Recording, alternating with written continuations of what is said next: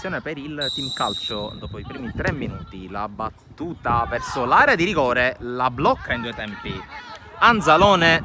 Il di Pastorella, il colpo di testa in avanti da parte di Cataldo può sprigionare la corsa di Brunettini, che arriva sul fondo, mette al centro il pallone. Anzalone senza problemi in uscita bassa,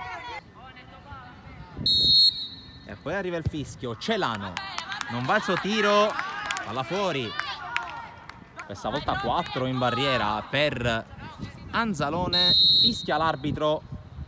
La rincorsa di Favaro che scavalca la barriera, scavalca però anche la traversa.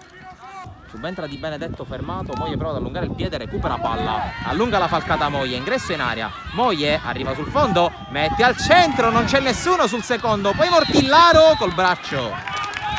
Calcio di punizione, ma la prima folata.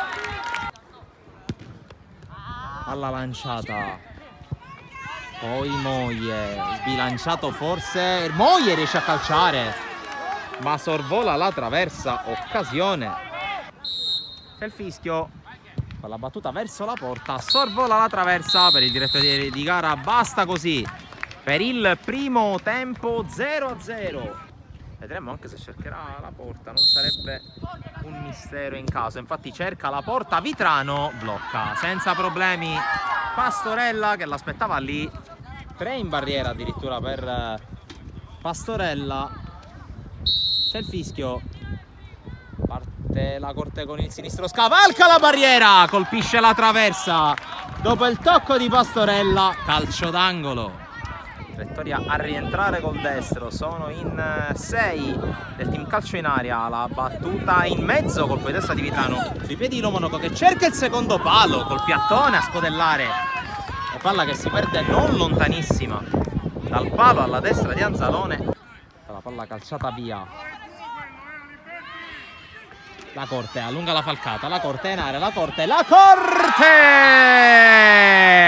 effetto la Corte sulla partita. Prima la traversa, ora il gol che sblocca il match. 1-0 per il Cus Palermo. Cristian La Corte. La battuta di Anzalone, una palla che cade nella terra di nessuno, allora può riconquistare con Aromatico che lancia in avanti. Il tocco di Favaro,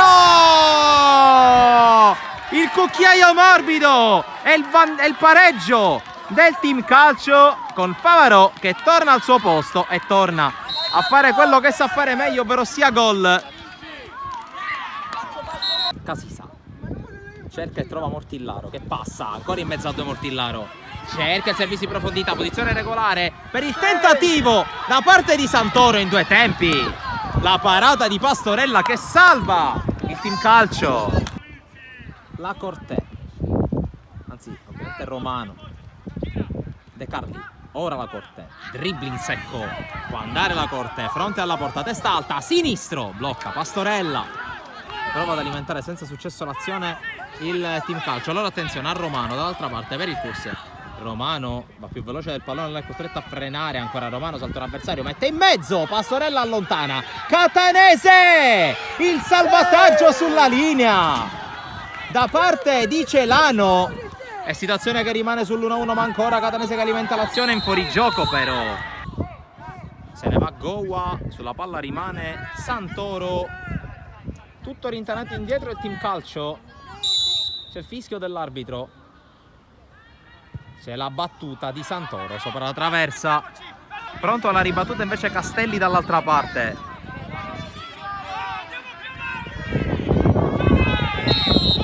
C'è il fischio. La battuta che finisce in porta, il salvataggio sulla traversa per palla che rimane lì ancora.